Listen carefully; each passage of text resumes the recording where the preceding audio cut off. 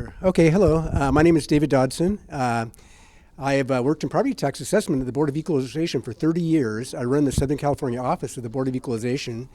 And I want to use my expertise in this very specialized field to solve problems and to protect property tax rights. Prior to serving at the Board of Equalization, I worked with the Los Angeles County Assessor's Office doing the same thing, doing property tax assessment.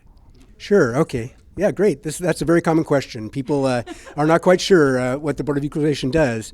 So it was the case for most of my career that the Board of Equalization was one of California's largest agencies. It oversaw sales tax, cigarette taxes, marijuana taxes. In 2017, an audit revealed inappropriate political behavior by board members. So the legislature broke up the board. However, they couldn't take away the 1879 constitutional amendment that had created the board to oversee the property tax system.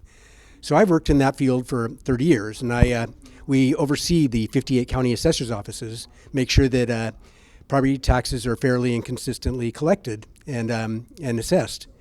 And so when this happened, it was very traumatic to our agency. So as the senior officer down in Southern California, the people in my department and the people at the assessor's offices asked me to step up and bring some professionalism into a board that had been overly politicized throughout my career. So that's my reason for stepping up. And what the Board of Equalization does now is oversee the 58 county assessor's offices. It gives them guidance on new tax laws. It provides advice. It provides training. And we also audit each of the 58 county assessor's offices to make sure that they're all consistent and following the rules. And property tax laws change every year, so our guidance is important, and our protections of property tax rights are important, as it is with all the 58 county assessors. Sure. Well, I think the most important priority is just doing the constitutional duty that's meant to be done.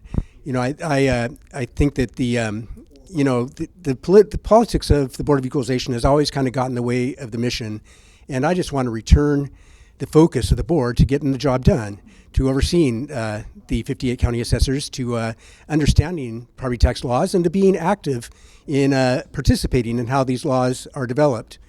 My second priority is very similar. I want to refocus energy back to the department, to assist the department to fulfill these duties and to help the assessor's offices. So we used to have a much more robust training program. Those have shifted away. Resources have been shifted away, and I want to see us help the assessor's offices serve the people of California. As for a third priority, I want to work to help owner-occupied home ownership because I think that communities are stronger when the residents are vested in their communities, and I think that there's a lot that can be done there and with affordable housing. You were elected. Sure, of course. So I've been a Democrat my whole life, and my opponent has been off and on Republican, Democrat, depending on what he thinks will benefit him. So I think I'll be a very different leader for the Board of Equalization. My opponent he loves the pomp and circumstance and the celebrity of being in office. However, he has really never bothered to learn what he needs to do.